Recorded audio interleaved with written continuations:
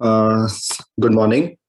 सभी को नमस्कार और thank you Chetna for introducing the session and Ajit ji. चलिए आज के लिए मैं एक सेकंड अपनी स्क्रीन शेयर कर देता हूँ। आज का ये जो पहला सेशन है उसके अंदर हम चर्चा करेंगे फीकल स्लज मैनेजमेंट के बारे में, थोड़ा और विस्तार से समझेंगे कि फीकल स्लज मैनेजमेंट के क्या क्या कंपोनेंट्स रहते हैं और स्वच्छ भारत मिशन 2.0 के कॉन्टेक्स्ट में कि ये किस तरह से किया जाना है। अच्छा, कोई एक पार्टिसिपेंट बता दीजिए कि मेरी जो स्क्रीन है वो सभी को क्लियरली दिखाई दे रही है। जी सर, दिख रहा है। चलिए ठीक है, शुरू करते हैं। तो देखिए फीकल स्लज क्या होता है, कोई भी जल्दी से बता दीजिए फीकल स्लज क्या होता है। हम पिछले 3 दिनों में बहुत ही कई बार इसके ऊपर चर्चा कर चुके हैं कि फीकल स्लज किसे कहते हैं। कोई भी एक पार्टिसिपेंट। जी सर, फीकल स्लज सर उसे sorry, I couldn't hear you. हाँ जी जी उसे sir civil system machine sir कहते हैं। जैसे एक्चुअली जैसे कि मतलब कि हमारा नगर में कहीं नाले जाम हो गए या कोई सीवर जाम हो गया, उस सेक्शन में उसको सिविल मशीन कहते हैं सर। अच्छा, और कोई जिनको लगता है कि ये इसमें कुछ ऐड करना चाहते हैं या कोई और जो इसके बारे में उत्तर देना चाहते हैं? मल का जो कीचड़ होता है सेप्टिक टैंक वगैरह में, उसी को जी जी। तो बेसिकली जहां पर जैसे सीवर लाइन नहीं होती है ना, वहां पर क्या होता है, आमतौर पे घर के लोग क्या करते हैं, अपने शौचालय के नीचे किसी सेप्टिक टैंक या पिट का निर्माण करते हैं, है ना। जब कोई टंकी बनाई जाती है जिसमें मल को इकट्ठा किया जाता है, तो उस तरीके के सिस्टम में जहां पर भी मल को शौचालय के नीचे ही इकट्ठा किया जाता है और बाद में उसको खाली किया जाता है, तो जो खाली करते हैं उस मल को हम बोलते हैं फीकल स्लज। ठीक है, तो जैसा कि आप नीचे भी पढ़ सकते हैं, sludge accumulated inside on site containment system. तो ऑन साइट कंटेनमेंट सिस्टम मतलब कि शौचालय के नीचे ही अगर कोई टंकी बना दी गई है, ऑन साइट पे ही अगर कोई भी टंकी बनाई है या किसी तरीके का कोई स्टोरेज बनाया है, उसमें से निकलने वाले मल को बोलते हैं फीकल स्लज। ठीक है, सभी को क्लियर हो गया? तो जैसे अभी जो एक पार्टिसिपेंट बोल रहे थे कि सीवर में से जो निकाला जाता है, वैसा नहीं है। सीवर में से जो निकलता है उसको सीवेज बोलते हैं, ठीक है, उसको सूवेज बोलते हैं। और जो ऑन साइट कंटेनमेंट सिस्टम में से जो मल निकलता है उसी को केवल फीकल स्लज से रेफर किया जाता है। ठीक है, तो अब बात करते हैं कि फीकल स्लज को कैलकुलेट कैसे करते हैं, कि एक दिन में हमारे शहर में फीकल स्लज जनरेट कितना होता है, एक दिन में या एक महीने में या एक साल में। क्योंकि जब आप देखिए, अगर आप इसके मैनेजमेंट की बात करने के लिए अगर जाएंगे, अगर आप ये समझेंगे कि हमारे को कोई फीकल स्लज ट्रीटमेंट का प्लांट बनाना है, तो उसके लिए पहले तो मतलब समस्या का निवारण से पहले समस्या को समझना जरूरी है। पहले तो ये पता होना चाहिए कि ये है कितना हमारे शहर के अंदर, कि ये जनरेट कितना होता है। तो उसको समझने के लिए तो देखिए सीपीएचईओ का जो मैनुअल है उसके अंदर एक तरीका बताया गया है कि इसको हम क्वांटिफाई कैसे कर सकते हैं, मतलब इसको कैलकुलेट किस प्रकार से किया जाता है। तो उसमें ये बात की गई है कि जो एक्यूमुलेशन का रेट होता है, मतलब कि जो ऑन साइट कंटेनमेंट सिस्टम के अंदर फीकल स्लज के इकट्ठे होने का जो रेट है वो तय किया गया है कि 210 ml यानी कि 0.21 लीटर्स पर पर्सन पर डे। मतलब एक इंसान एक दिन में 210 मिलीलीटर मल को जनरेट करता है और उतना मल एक सेप्टिक टैंक के अंदर इकट्ठा होता है एक दिन के अंदर। ठीक है, तो उसी को इस्तेमाल करते हुए अब हमने आगे कैलकुलेट किया कि फीकल स्लज जनरेशन कितना होगा एक शहर में। तो अगर हमें अब ये जानना है कि हमारे शहर के अंदर ही कितना होगा, तो उसको क्या करेंगे, 0.21 को हम मल्टीप्लाई कर देंगे अपनी पॉपुलेशन के साथ, शहर की जनसंख्या के साथ मल्टीप्लाई कर देंगे, तो पता चल जाएगा कि कितना लीटर प्रतिदिन हमारे शहर में इकट्ठा होता है। ठीक है, बहुत ही सिंपल सी बात है कि 210 मिलीलीटर अगर एक पर्सन जनरेट करता है तो पूरा शहर कितना करेगा, उसको मल्टीप्लाई कर देंगे पॉपुलेशन के साथ। तो शहर की जनसंख्या को जब मल्टीप्लाई कर देंगे 0.21 लीटर के साथ, तो ये पता चल जाएगा कि एक दिन में कितना लीटर फीकल स्लज हमारे शहर में इकट्ठा होता है ना। और ये 1000 से डिवाइड क्यों किया गया है, उसको मीटर क्यूब में कन्वर्ट करने के लिए, कि मीटर क्यूब में समझने के लिए कि एक दिन में हमारे शहर के अंदर कितना metre cube faecal sludge generate होता है। क्योंकि जो सेप्टिक टैंक जो फीकल स्लज ट्रीटमेंट प्लांट जो बनेगा उसकी कैपेसिटी मीटर क्यूब में देखी जाएगी, है ना। तो इसीलिए इसके लिए मीटर क्यूब पर डे इस्तेमाल किया गया है। तो मीटर क्यूब, एक दिन में कितना मीटर क्यूब स्लज हमारे शहर में जनरेट होता है वो हम इस फॉर्मूले से निकाल सकते हैं कि जनसंख्या को मल्टीप्लाई करेंगे 0.21 के साथ और उसको डिवाइड कर देंगे 1000 के से, तो उससे पता चल जाएगा कि एक दिन में हमारे शहर में कितना फीकल स्लज जनरेट होता है। किसी को कोई डाउट है, ये समझ आ गया? देखिए बिल्कुल पहला स्टेप है फीकल स्लज मैनेजमेंट के लिए। सबसे पहला स्टेप यही है कि पहले तो हमने ये समझा कि होता क्या है, और दूसरा हमने ये समझा कि हमारे शहर में जनरेट कितना होता है। तो ये दो बातें समझनी बहुत ही ज्यादा जरूरी है आगे की मैनेजमेंट के लिए, कि आप उसका निवारण या उसके लिए व्यवस्था तो तभी बना पाएंगे जब आप ये समझ पाएंगे कि है कितना, क्वांटिटी क्या है। तो उसको इस तरीके से कैलकुलेट किया जाता है। बहुत ही सिंपल तरीका है, सीपीएचईओ ने बहुत ही सिंपल तरीके से हमको ये बात समझा दी है। तो इसमें अगर कोई डाउट है तो पूछ लीजिए या आगे बढ़ते हैं। चलिए, अगर कोई डाउट नहीं है तो आई अज्यूम कि हम आगे बढ़ सकते हैं। और एक 18 से ऊपर का बना, एक वार्ड का 2 है। प्लीज जो अगर ट्रेनिंग में कंट्रीब्यूट करना चाहते हैं तो जरूर कीजिए, अदरवाइज अपना आप माइक तब तक के लिए म्यूट पे रख सकते हैं।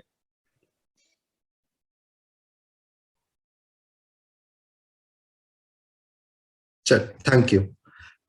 तो अब ये जानते हैं कि जो नगर पालिकाएं हैं या जो भी यूएलबी है उनको एफएसएम के अंदर करना क्या क्या है। तो ये जो स्वच्छ भारत मिशन 2.0 है, ये एफएसएम के तहत क्या क्या एक्टिविटीज करने के लिए कह रहा है उसके बारे में विस्तार से चर्चा करेंगे। तो अब ये जो चार जो आपको पॉइंट दिखाई दे रहे हैं, इन चारों के ऊपर हम बहुत डिटेल में आगे जाएंगे स्टेप बाय स्टेप। तो अभी पहले मैं बता देता हूं कि ये है क्या क्या। तो सबसे पहला पॉइंट है कि कंटेनमेंट सिस्टम, जो अभी हमने देखा कि ऑन साइट कंटेनमेंट सिस्टम जो है वो एक स्टैंडर्ड के आधार पर बनना चाहिए। जैसा कि हमने पिछले 2 दिन में भी चर्चा की है कि एक मानक है जो कि तय किए गए हैं ब्यूरो ऑफ इंडियन स्टैंडर्ड्स के द्वारा भी और सीपीएचईओ के द्वारा भी। तो उन मानकों के आधार पर ही इन सिस्टम्स का निर्माण किया जाना चाहिए। तो हमारे शहर में जो भी कंटेनमेंट सिस्टम हम बना रहे हैं या जो भी हम शौचालय बना रहे हैं, तो उनके साथ जब हम कंटेनमेंट सिस्टम को बनाएंगे तो उसको स्टैंडर्ड के हिसाब से बनाना है। दूसरा क्या है, रेगुलर डीस्लजिंग की एक, जैसा हमने पिछले दिनों में भी चर्चा की कि एक रेगुलर इंटरवल के बाद सारे सेप्टिक टैंक खाली भी करवाने जरूरी हैं। तो डीस्लजिंग जो है वो एक पीरियोडिक तरीके से नियमित रूप से होनी चाहिए। तो उसके लिए हमने जैसे बात की थी पहले भी कि 2 या 3 साल मैक्सिमम हमें ये करना चाहिए, कि हर 3 साल मैक्सिमम टू मैक्सिमम 3 साल के अंदर हमें ये साइकिल बना लेनी चाहिए कि हम 3 साल में इसको खाली करेंगे। देन नेक्स्ट है लाइसेंसिंग ऑफ प्राइवेट ऑपरेटर। तो अभी क्या होता है कि अभी ज्यादातर शहरों के पास अपनी सरकारी गाड़ियां नहीं होती है, और ज्यादातर ये जो डीस्लजिंग की जो सर्विस है वो प्राइवेट ऑपरेटर के द्वारा प्रोवाइड की जाती है। तो अब क्या बात की जा रही है कि अब ये जो प्राइवेट ऑपरेटर हैं इन्हीं को लाइसेंस दे दिया जाए, कि अगर नगर पालिका इन्हीं को ही बुलाए और इनको अपना लाइसेंस दे दे, कि अब ये जो लाइसेंस जिन जिनको मिला है, तो उससे क्या होगा कि एक तो हमारे पास हम मॉनिटर कर पाएंगे इफेक्टिवली, कि नगर पालिका इफेक्टिवली मॉनिटर कर पाएगी कि हमारे शहर में ये जो सर्विस है ये किस तरह से प्रोवाइड की जा रही है और कौन कर रहा है और कब कर रहा है। तो इस तरीके से एक बेसिकली एक रेगुलेटरी एस्पेक्ट में हम इसको देखेंगे कि एक रेगुलेशन बेसिकली नगर पालिका लाएगी। इस अभी तक क्या होता है, अभी एड हॉक तरीके से एक एड हॉक बिजनेस है बेसिकली अभी जो रन कर रहा है। तो इसी को ही हम बेसिकली रेगुलेट करेंगे। तो नगर पालिका इस बिजनेस को रेगुलेट कर सकती है इस तरीके के इंटरवेंशन के साथ।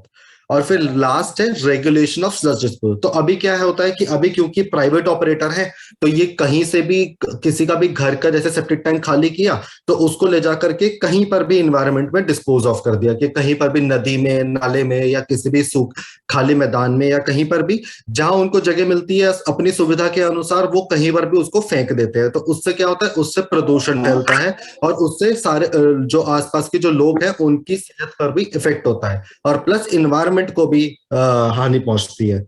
तो उसको कर्ब करने के लिए या उसको ऐसा ना हो उसके ऊपर कुछ रोक लगाने के लिए अब क्या होगा कि अगर हम इनको लाइसेंस देंगे और इस पूरे बिजनेस को हम रेगुलेट करेंगे तो हम ये भी रेगुलेट कर पाएंगे कि ये जो स्लज डिस्पोजल है या ये जो स्लज को जहां पर ये फेंकते हैं ये एक रेगुलेटेड तरीके से हो, या जहां पर हमने इनको कोई डिस्पोजल साइट दी है।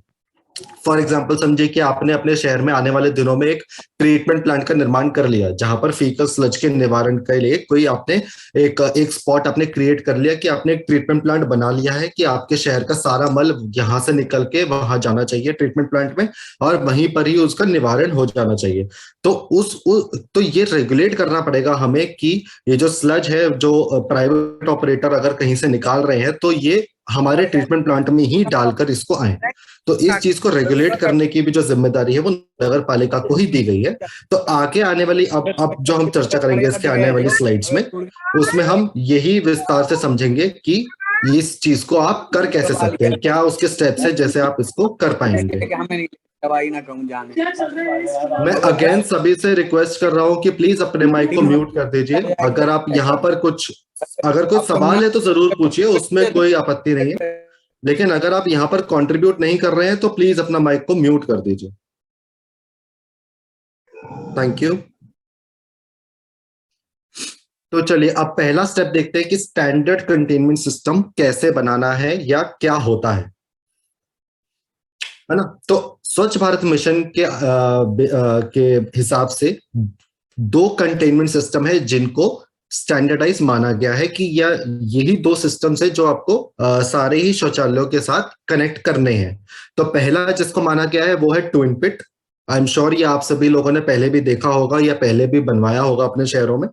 तो ट्विन पिट सिस्टम है और दूसरा है septic tank connected to soak pit. तो जो हम अभी पिछले 2-3 दिनों से भी बात कर रहे हैं कि एक सोक पिट को बनवाना बहुत ही जरूरी कर दिया है इस बार से, कि अभी तक हम सिर्फ सेप्टिक टैंक बना रहे थे लेकिन अब सेप्टिक टैंक का जो आउटलेट होता है वो क्या करता है, वो हमारी जो बरसाती पानी के लिए जो नालियां बनाई जाती है हमारे शहरों में उनको प्रदूषित कर देता है। क्योंकि अगर ये सेप्टिक टैंक ठीक से नहीं चलेगा या स्टैंडर्ड से नहीं बनाया जाएगा तो ये क्या करेगा, इसमें से जो लिक्विड जो बाहर निकलेगा इस पाइप के माध्यम से वो प्रदूषण फैलाएगा। तो उस प्रदूषण को रोकने के लिए ये कहा गया है कि इसके साथ में एक सोक पिट बनाना जरूरी है जिसमें से ये लिक्विड जो है वो छन करके या साफ होकर के ही जमीन के अंदर जाएगा। तो ये 2 सिस्टम्स है, इनके बारे में और आगे चर्चा करते हैं। तो जो ट्विन पिट टेक्नोलॉजी है आई एम श्योर ये आप में से सभी लोग जानते होंगे। कोई भी एक जल्दी से बता दीजिए कि क्या होता है, किस तरीके से काम करता है, कोई भी एक।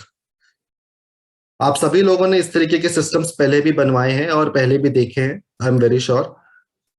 तो कोई भी एक पार्टिसिपेंट बता दीजिए जल्दी से कि ये क्या होता है ट्विन पिट के बारे में, एक लाइन में। जिसमें लिक्विड और एक सॉलिड वेस्ट है जो अलग अलग करके मतलब दो तरीके के कंटेनर है उसमें मतलब डिपॉजिट होता है। ओके और कोई इसमें ऐड करना चाहता है? जैसे कि इसमें दिख रहा है हम लोग सर ट्विन पिट में पहला एक पिट भर जाता है, उसके बाद फिर उसको क्लोज करके दूसरे पिट में उसको जो टॉयलेट का जो मल है डाला जाता है। बिल्कुल ठीक, बिल्कुल ठीक। तो इसमें क्या होता है कि जैसा अभी सर ने बताया कि पहले एक पिट को हम अपने शौचालय के साथ कनेक्ट कर देते हैं। उसमें क्या होता है कि सारा जो मल होता है या जो सारा जो पानी होता है वो सारा ही पहले एक पिट के अंदर जाता है, पहले एक पिट को भरा जाता है। जब ये पिट पूरा भर जाएगा तो हम क्या करेंगे कि यहाँ से डाइवर्जन से इसको बंद कर देंगे और जो दूसरा पिट है उसको अपने टॉयलेट के साथ जोड़ देंगे। तो उसमें क्या क्या होगा कि अब जो दूसरा पिट है उसको भरा जाएगा, इतने जो पहला पिट है वो पूरा सूख जाएगा और सूख करके क्या होगा, इसमें जो सारा मल था वो अपने आप ही ट्रीट होकर के एक क्या कह सकते हैं कि खाद के रूप में हमें मिल जाएगा। इसमें से जो सारा मल है वो सारा ही सूख करके अपने आप ही डिकम्पोज हो जाएगा, अपने आप ही इसका ट्रीटमेंट इसमें हो जाएगा और वो खाद के रूप में हमें जो रिसोर्स है वो मिल जाएगा। तो जब तक हम पहला वाला भर के खाद बनेगी इतने हम दूसरा वाला जो पिट है उसको इस्तेमाल कर सकते हैं, और जब तक ये दूसरा वाला पिट भरेगा तब तक क्या होगा कि पहले वाला सूख करके खाद बन चुका होगा, जिसको हम निकाल लेंगे और उसको खाद की तरह से हम इस्तेमाल कर लेंगे, और फिर जो दूसरा वाला है उसको बंद करके उसको सूखने के लिए छोड़ देंगे और पहले वाले में अपना मल को वापस से कनेक्ट कर देंगे। तो अपने टॉयलेट को वापस से पहले वाले में कनेक्ट कर देंगे। इस तरह से ये सिस्टम वर्क करता है। इसकी जो कॉस्ट होती है वो लगभग 8,000 से 15,000 के बीच में इसकी कॉस्ट आती है, इसको इस तरीके के सिस्टम को बनाने के लिए।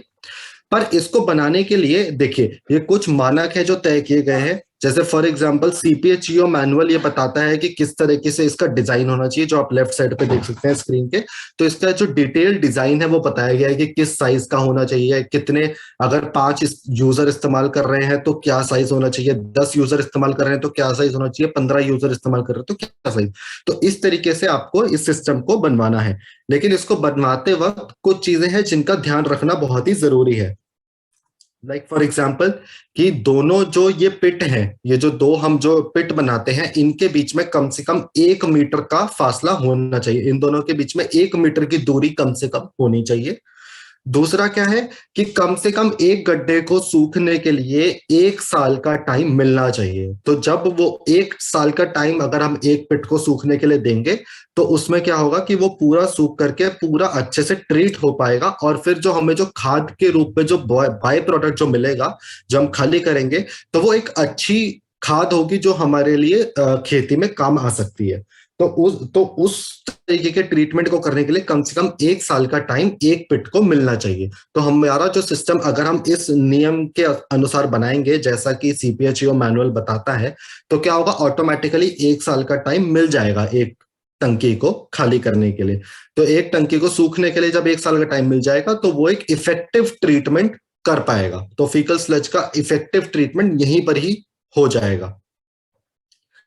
देन नेक्स्ट आ जाता है कि जहां पर भी जो भूजल है उसका स्तर अगर ऊपर है, जैसे कहीं कहीं पर, जैसे फॉर एग्जांपल अगर आप नदी के आसपास के इलाकों में देखेंगे तो वहां पर क्या होता है कि जो भूजल का स्तर है वो काफी ऊपर रहता है। तो उन केसेस में इस तरीके के सिस्टम को बनाना अवॉइड करना चाहिए, क्योंकि क्या होगा कि ये क्योंकि कच्चा होता है ना, जो इसके जो बाउंड्रीज हैं वो सब कच्ची होती हैं, या जो तल भी है वो भी कच्चा होता है।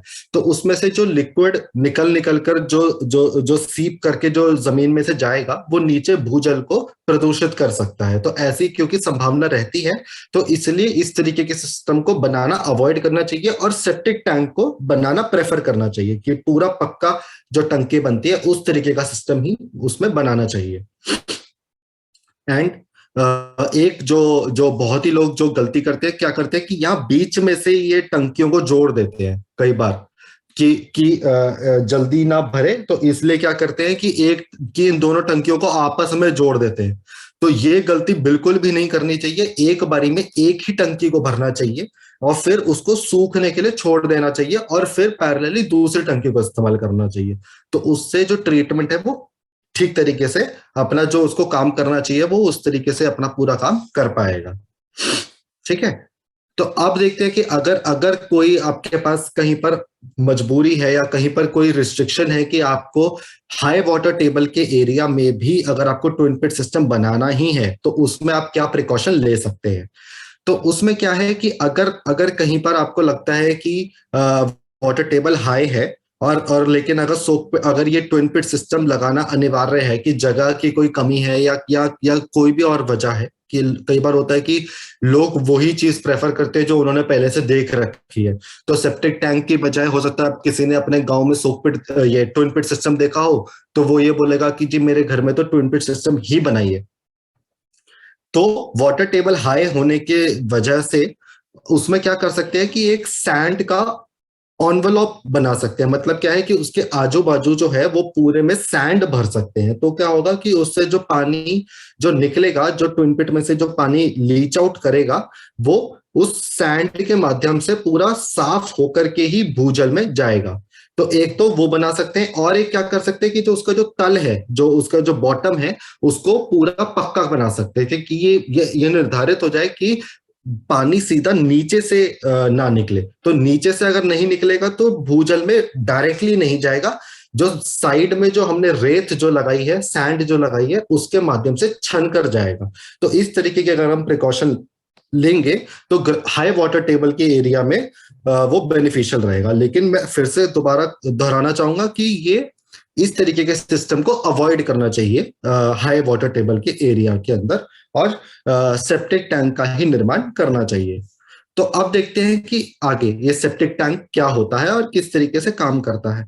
तो जैसा हमने पहले डिस्कस किया कि ये इसकी जो सारी वॉल्स हैं वो पूरी पक्की बनाई जाती हैं, और इसमें कम से कम 2 खाने बनाए जाते हैं। कम से कम एक खाने का कोई सेप्टिक टैंक नहीं होता है, ठीक है।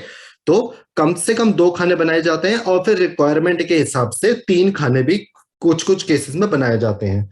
तो उसी के लिए जो उसके डिजाइन पैरामीटर हैं वो आई थिंक हमने जो फर्स्ट डे का जो फर्स्ट सेशन था उसमें भी हमने ये डिस्कस किया था कि उसका जो एक ब्यूरो ऑफ इंडियन स्टैंडर्ड्स का एक कोड है IS 2470।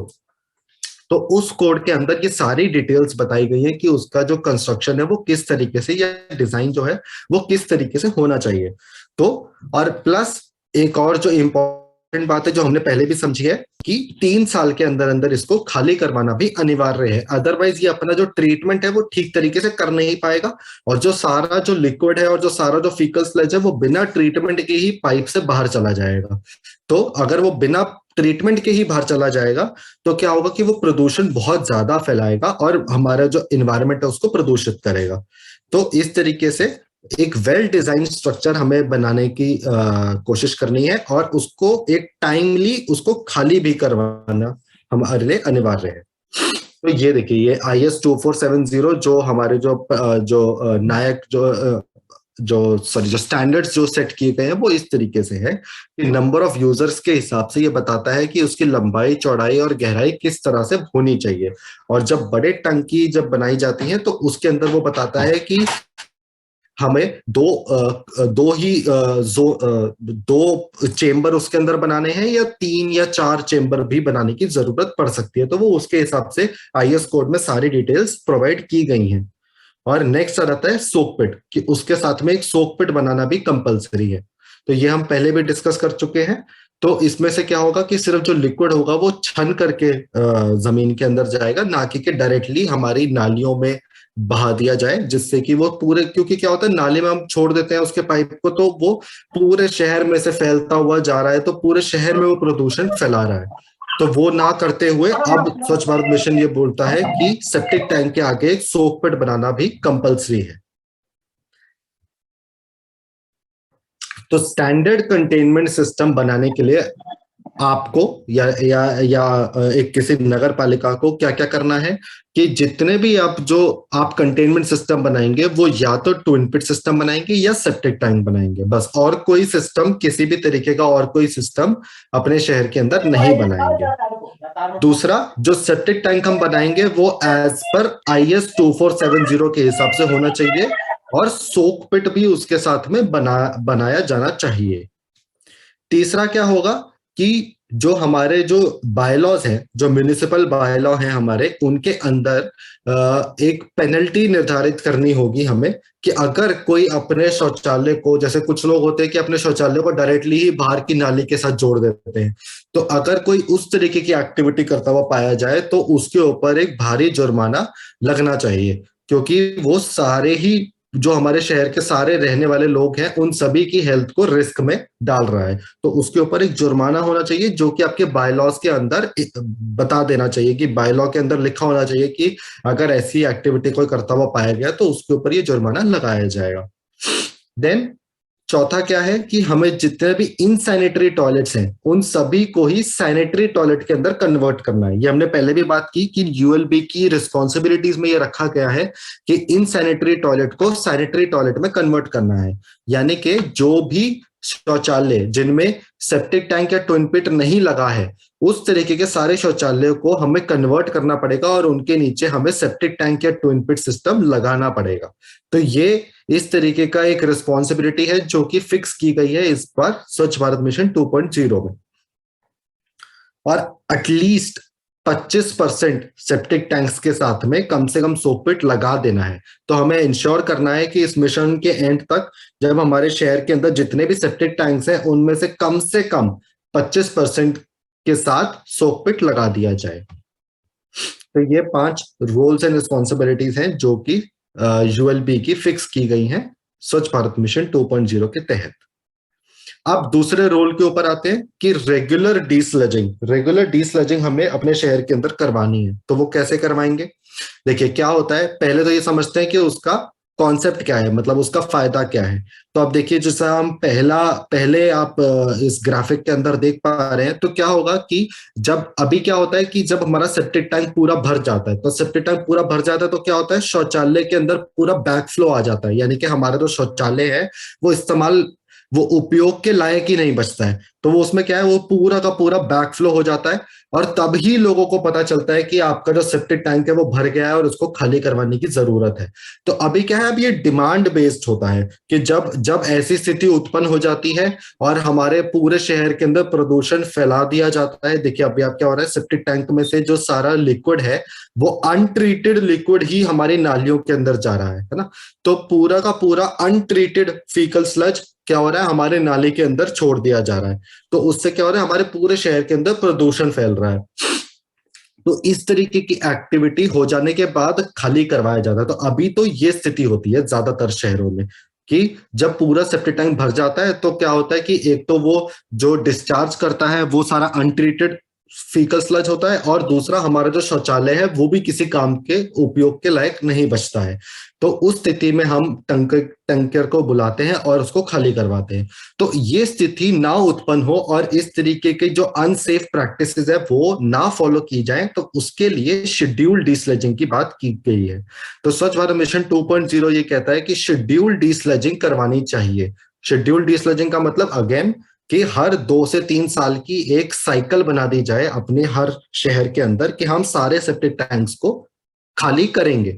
तो नगर पालिका का टैंकर आए और उसको टाइम पर ही खाली करके चले जाए। तो टाइम पर खाली होगा तो क्या होगा कि देखिए एक तो शौचालय भी उपयोग के लायक बचा रहेगा, शौचालय कभी भी बंद नहीं होगा, और दूसरा जो इसमें से जो डिस्चार्ज होगा वो भी प्रदूषण नहीं फैलाएगा। तो वो भी जो ट्रीट होकर ही लिक्विड हमारी नालियों में जाएगा।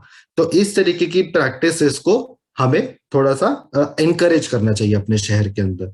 तो आप देखिए कि अगर आप अपने शहर के अंदर कुछ म्युनिसिपल बायलॉज जो बनाएंगे या सैनिटेशन के लिए कोई अलग से बायलॉज बनाएंगे तो ये बात भी उसके अंदर आप मेंशन कीजिए। अब देखिए क्या है, ये कुछ अप्रोचेस हैं। तो अब देखिए ये कोई एक शहर है, उसने क्या किया है कि जो सेंटर का जो एरिया है, जो आप बीच का जो एरिया देख पा रहे हैं वो तो उनका सीवर के साथ जुड़ा हुआ है ना, लेकिन जो बाहर के जो इलाके हैं उनमें फीकल स्लज के ऊपर वो लोग डिपेंडेंट है कि उनके पास सिर्फ ऑन साइट कंटेनमेंट सिस्टम ही है।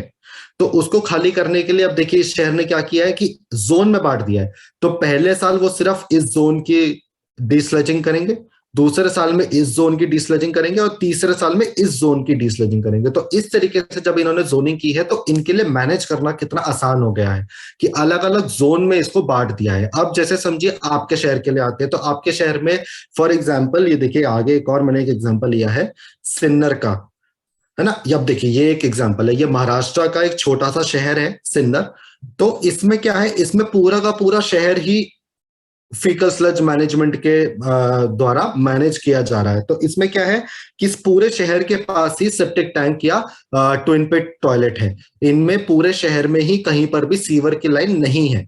तो इन्होंने क्या किया, इन्होंने अपने पूरे शहर के वार्ड्स को क्या है 3 जोन में डिवाइड कर दिया। तो जब इन्होंने जोन में डिवाइड कर दिया तो अब इनको ये पता है कि इस साल में किस किस घर की डीस्लेजिंग होनी है। तो इस तरीके से ये अपने शहर के लिए मैनेज कर रहे हैं। तो आपसे भी यही अनुरोध है कि आप अपने शहर के लिए इस तरीके से जोनिंग कीजिए और अपने शहर में भी इस तरीके की कुछ साइकिल लागू कीजिए। तो पहले साल में क्या होगा, जोन 1 साफ होगा, दूसरे साल में जोन 2 साफ होगा, तीसरे साल में जोन 3 खाली किया जाएगा और फिर चौथे साल में अगेन जोन 1 खाली किया जाएगा। तो उससे क्या होगा कि 3 साल का एक साइकिल ऑटोमेटिकली बन गया कि हर 3 साल के बाद सारे ही जोन्स का नंबर आ जाएगा सारे सेप्टिक टैंकों को खाली कराने के लिए।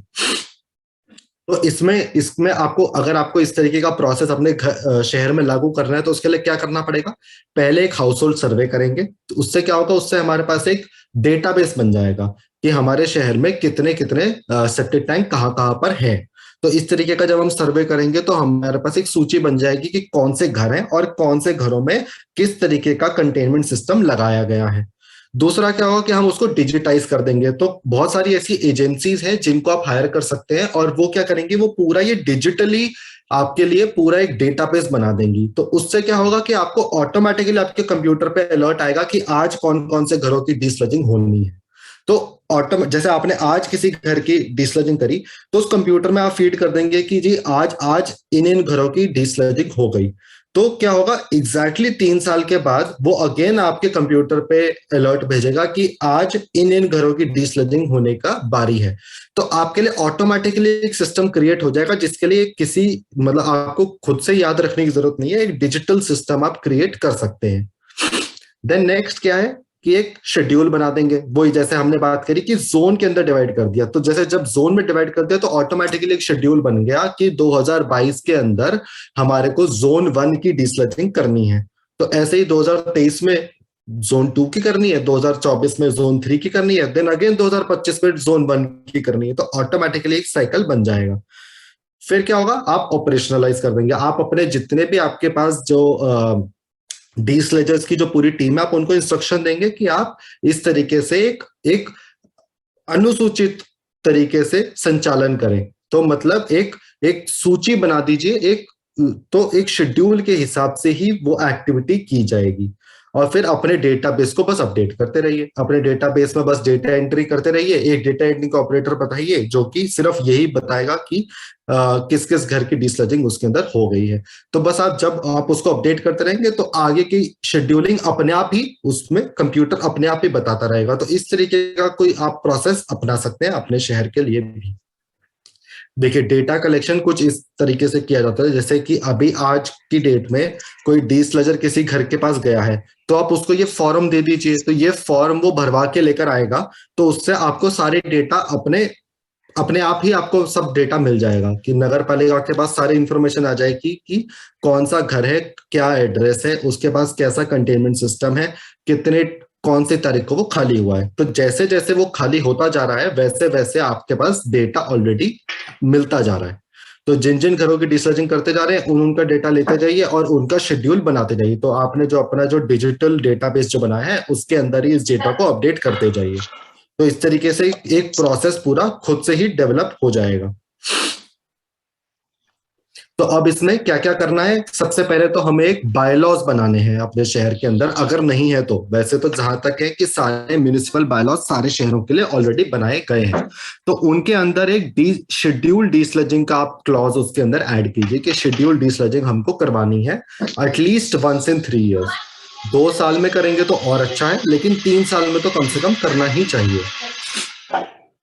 और देन अगेन सारे ऑन साइट जो सिस्टम है उनको रजिस्टर कीजिए और उनकी क्लीनिंग करवा दीजिए, है ना। तो एक बार उनकी क्लीनिंग करवा दीजिए और उसके बाद उसकी साइकिल जो है वो उस तरीके से बन जाएगी। और लास्ट क्या है, सैनिटेशन टैक्स। तो देखिए ये क्या है कि अगर जैसे अभी क्या होता है, अभी एक घर के पास अगर किसी को टैंकर बुलाना है तो उसको बहुत ही हाई चार्जेस पे करने पड़ते हैं। तो क्योंकि ये प्राइवेट ऑपरेटर हैं, ये किसी रेगुलेशन के अंडर तो आते नहीं, तो ये मुंह मांगे दाम अपने हिसाब से चार्ज करते हैं। कोई 1000-2000 में भी कर देता है, कहीं पर हमने देखा है कि 10-10 हजार रुपए भी फीस चार्ज की जाती है इस तरीके की सर्विसेज के लिए।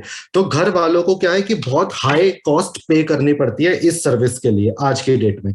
लेकिन अगर आप इसका एक शेड्यूल बना देंगे तो उससे क्या होगा कि आप एक रेट फिक्स कर सकते हैं कि आप एक रेट तय कर दीजिए कि हर घर को मान लीजिए कि 10 रुपए, 20 रुपए, 100 रुपए देने पड़ेंगे 1 साल के लिए। तो हर एक साल वो जो जैसे प्रॉपर्टी टैक्स है उसी के साथ ही उसको लिंक कर दीजिए कि इस प्रॉपर्टी टैक्स में ही कोई सैनिटेशन टैक्स भी अपना इंक्लूड कर दीजिए या कोई यूजर चार्ज फिक्स कर दीजिए कि हर साल का समझिए कि 10 रुपए, 20 रुपए, 100 रुपए हर एक घर देगा और इस पैसे को आप इस्तेमाल करके अपने सारे टैंकर्स को चलाएंगे। तो उससे क्या होगा कि जो बहुत हाई अमाउंट देना पड़ रहा था आज तक घर वालों को, देखिए 2,000 रुपए एक बहुत ही नॉमिनल चार्ज है जो कि लिया जाता है आज की डेट में। तो ये कोई बहुत मतलब कोई छोटा अमाउंट नहीं है, ये किसी एक आम घर के लिए, गरीब घर के लिए 2,000 रुपए स्पेयर कर पाना कोई छोटा अमाउंट नहीं है। और कुछ कुछ केसेस में तो देखा गया है कि जहां पर टेरेन थोड़ा टफ होता है या देखिए मौके के हिसाब से ये पैसा लेते हैं कि अगर आप किसी का टॉयलेट भर गया है, आप किसी को पता है कि मैं इस चार्जर को इस्तेमाल कर ही नहीं सकता, तो ये घरों में जाते हैं प्राइवेट ऑपरेटर और बहुत ही मुंह मांगा दाम लेते हैं। तो बड़े शहरों में तो 8-8, 10-10 हजार रुपए भी ये लोग चार्ज करते हैं एक एक सर्विस का।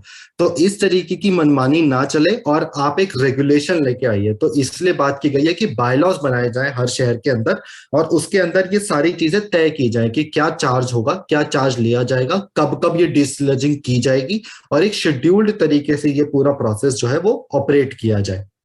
तो ये सब चीजें यूएलबी के लिए फिक्स की गई हैं कि यूएलबी अपने शहर में ये सब चीजें लागू करेगी। अब नेक्स्ट आ जाते हैं, नेक्स्ट रोल क्या है कि लाइसेंसिंग ऑफ प्राइवेट ऑपरेटर, कि अब प्राइवेट ऑपरेटर को आप लाइसेंस कैसे करेंगे।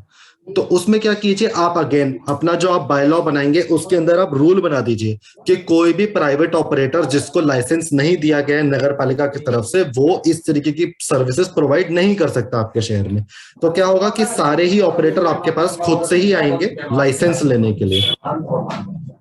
तो उसमें आप कुछ उनको लाइसेंस दे सकते हैं और बदले में उनको क्या मिलेगा, उनको एक सिक्योरिटी मिलेगी। देखिए ये सभी लोग क्या हैं, ये सभी लोग एडहॉक तरीके से क्योंकि प्रैक्टिसेस कर रहे हैं, तो इसमें क्या है, इनकी कोई पहचान पत्र इनके पास नहीं है। अगर ये बैंक के पास लोन लेने जाए या किसी इंश्योरेंस कंपनी से इंश्योरेंस लेने के लिए जाए तो कोई इनको नहीं देगा क्योंकि इनका जो बिजनेस है वो रजिस्टर्ड नहीं है। तो कोई इनको किसी भी तरीके की सहायता इनको नहीं मिल पाती है। वहीं अगर ये आपके पास आके लाइसेंस लेते हैं या आपसे आके रजिस्ट्रेशन लेते हैं तो उससे क्या होगा कि इनको एक पहचान मिल जाएगी, इनके पास एक पहचान पत्र होगा कि नगर पालिका के साथ ये जुड़े हुए हैं और ये इस तरीके का बिजनेस रन करते हैं। तो उससे क्या होगा कि एक तो इनको फाइनेंशियल एक तो फाइनेंसेस अवेलेबल हो जाएंगे इनके लिए, और दूसरा क्या होगा कि एक समाज में भी एक पहचान बनती है, मतलब एक समाज के साथ भी ये लोग जुड़ जाते हैं उस तरीके से। तो ये बेनिफिट है। तो आप इनको ये बात समझाइए और इसके बाद इनको लाइसेंस कीजिए। तो इस तरीके का कोई रजिस्ट्रेशन फॉर्म आप इस्तेमाल कर सकते हैं। तो रजिस्टर करने के लिए, लाइसेंसेस देने के लिए आप इस तरीके के फॉर्म्स का इस्तेमाल कर सकते हैं। और देखिए ये अगर आपको अपनी नगर पालिका के लिए ये गाड़ियां अगर खरीदनी है तो ये देखिए जेम पोर्टल के ऊपर ऑलरेडी कुछ एग्जांपल्स हैं। ये मैं बस एक एग्जांपल के तौर पर मैं आपको दिखा रहा हूं कि आप अपने जेम पोर्टल से भी इस तरीके के व्हीकल्स को परचेज कर सकते हैं। तो ये जो पहला ये जो एग्जांपल है, ये देखिए ये एक छोटी गाड़ी है। तो क्या है, हमारे जैसे जहां तक ज्यादातर शहर होते हैं वो क्या है, वो सिकड़ी गलियां होती हैं, बहुत ही पतली पतली गलियां होती है जहाँ पे बहुत बड़े बड़े टैंकर नहीं जा पाते, ट्रक या ट्रैक्टर जो होते हैं वो नहीं जा पाते। तो उसके लिए देखिए लाइट मोटर व्हीकल एक बनाया गया है, ये जो छोटा हाथी जो आपको पता होगा, तो उसी के ऊपर ही देखिए ये डीस्लजिंग का जो टैंकर ये फिक्स कर दिया गया है। इसकी कैपेसिटी बहुत कम है, 1-1.5 हजार लीटर के करीब इसकी कैपेसिटी होगी हार्डली। लेकिन ये क्या है, ये छोटी गलियों में जाकर के इस तरीके की सर्विसेज प्रोवाइड कर सकता है। वहीं अगर आपको बड़े टैंकर्स लेने हैं तो इस तरीके के देखिए ये जो ट्रैक्टर, ये जो ट्रेलर होता है, ये इसके ऊपर ये टैंकर फिक्स किया गया है। तो अगर आपके पास अपना कोई ट्रैक्टर है ऑलरेडी या कोई ट्रक है ऑलरेडी, उसके ऊपर आप इस तरीके के ट्रेलर को कनेक्ट करवा सकते हैं। तो ये सब देखिए, ये सब आपके जेम पोर्टल के ऊपर ऑलरेडी ये सब चीजें अवेलेबल हैं। तो आप इनका इस्तेमाल करके अपने लिए, अपने शहर के लिए ये सारे व्हीकल्स परचेज भी कर सकते हैं। तो अब लाइसेंस करने के लिए यूएलबी का क्या क्या रोल है कि एक तो सबसे पहले एक नोटिफिकेशन जारी की जाए लोकल अखबारों में या बैनर्स के माध्यम से आप इस्तेमाल करके, जैसे भी आपको लगता है कि एडवर्टाइजमेंट करना ठीक है, तो इस तरीके से एक नोटिफिकेशन निकाल दीजिए कि सारे ही प्राइवेट ऑपरेटर जो भी इस तरीके की सर्विसेज प्रोवाइड करते हैं हमारे शहर के अंदर, उन सभी को लाइसेंस लेना अनिवार्य है ना। और ये इसका ईयरली रिन्यूअल कीजिए कि मतलब एक बारी में 1 साल का ही लाइसेंस दीजिए। तो उससे क्या होगा कि आपको एक फीडबैक भी मिलता रहेगा और उनके ऊपर भी डंडा रहेगा कि वो ठीक तरीके से अगर सर्विसेज प्रोवाइड नहीं करेंगे तो अगले साल शायद उनको लाइसेंस ना मिले। तो इस तरीके से ये एक रेगुलेशन का आपके लिए मैकेनिज्म बन जाएगा। देन नेक्स्ट क्या होगा कि सिटीजन्स के लिए, सिटीजन से आप फीडबैक लीजिए। अभी जहां पर ये डीस्लेजिंग करने के लिए जा रहे हैं या जहां का भी सेप्टिक टैंक खाली करने के लिए इनको आप भेजते हैं, तो उनसे क्या कीजिए, उनसे बोलिए कि एक फीडबैक फॉर्म भी वो लेकर जाएं और उससे फीडबैक लेकर आए। तो जो भी जिस भी घर का या जहां पर भी उन्होंने सर्विस प्रोवाइड करी वहां से आपको फीडबैक भी लगातार मिलता रहेगा और उसके बेसिस पे आप डिसाइड कर सकते हैं कि आगे आपको इस पर्टिकुलर ऑपरेटर का लाइसेंस को रिन्यू करना है या नहीं करना है। तो इस तरीके की प्रैक्टिसेस आप कर सकते हैं। और इससे क्या होगा, और एक और चीज होगी, जैसे अगर आपको अपने शहर के लिए अगर टैंकर खरीदना है या नहीं खरीदना है, तो वो भी आपको अगर उसकी नेसेसिटी क्या है या कितने साइज की चीज चाहिए वो भी आपको इस बात से पता चल जाएगी। जब आप प्राइवेट ऑपरेटर्स के साथ शुरुआत में डील करना शुरू करेंगे तो आपको अपने आप पता भी ये भी चल जाएगा कि आपके शहर के लिए किस चीज की रिक्वायरमेंट है या कितनी रिक्वायरमेंट है। तो फिर आप जेम पोर्टल को इस्तेमाल करके अपने शहर के लिए भी वो व्यवस्था बना सकते हैं। अब लास्ट आ जाते हैं स्लज डिस्पोजल के ऊपर, कि अब डिस्पोजल के ऊपर जो आपको रेगुलेशन लाना है वो आप किस तरह से लेकर आएंगे। देखिए क्या है कि फीकल स्लज के जो ट्रीटमेंट है वो 3 तरीके से बताया गया है। तो स्वच्छ भारत मिशन 2.0 के अंदर 3 तरीके से फीकल स्लज का ट्रीटमेंट बताया गया है। सबसे पहला तो है कि अगर कोई शहर है जिसके पास अपना एसटीपी है, सीवेज ट्रीटमेंट प्लांट अगर कहीं पर ऑलरेडी एग्जिस्ट करता है, तो सीवेज ट्रीटमेंट प्लांट के अंदर ही आप क्या कर सकते हैं, अपना फीकल स्लज के लिए भी व्यवस्था बना सकते हैं कि फीकल स्लज को ट्रीट करने की व्यवस्था भी सीवेज ट्रीटमेंट प्लांट के अंदर ही बन जाए। वो भी एक ऑप्शन है। दूसरा ऑप्शन है कि अगर आपके शहर के पास कोई फीकल स्लज का ट्रीटमेंट प्लांट अलग से है, जैसे कि उत्तर प्रदेश में मैं बता सकता हूं कि करीब 6-7 शहर ऐसे हैं जिनके पास फॉर एग्जांपल झांसी है, चुनार है, उन्नाव है, तो इस तरीके के शहरों के पास अपने फीकल स्लज के ट्रीटमेंट प्लांट ऑलरेडी एग्जिस्ट करते हैं, तो वो लोग उनका इस्तेमाल कर सकते हैं ट्रीटमेंट के लिए। और तीसरे वो शहर हैं जिनके पास अभी एसटीपी नहीं है, तो उनको क्या करना है, एक एसटीपी अपने शहर के अंदर बनाना है जिसके अंदर फीकल स्लज को ट्रीट करने की व्यवस्था भी हो। तो इस तरीके का जब आप सिस्टम बना लेंगे तो आप अपने फीकल स्लज को ट्रीट यहां पर कर सकते हैं। और तब तक आपको क्या करना है कि कुछ एक तो बायलॉज बनाइए, अपने शहर के म्युनिसिपल बायलॉज को थोड़ा स्ट्रेंथन कीजिए, जिसके अंदर आप अगर कोई प्राइवेट ऑपरेटर या कोई भी और ऑपरेटर अपना फीकल स्लज को इधर उधर फेंकता हुआ पाया जाता है तो उसके ऊपर आप पेनल्टी लगाइए कि आपको इस तरीके की एक्टिविटी करना अलाउड नहीं है, और आप जो भी निर्धारित किया गया है, जो भी नगर पालिका ने जो भी निर्धारित किया है स्पॉट, वहीं पर ही आप इसको डिस्पोज ऑफ करेंगे।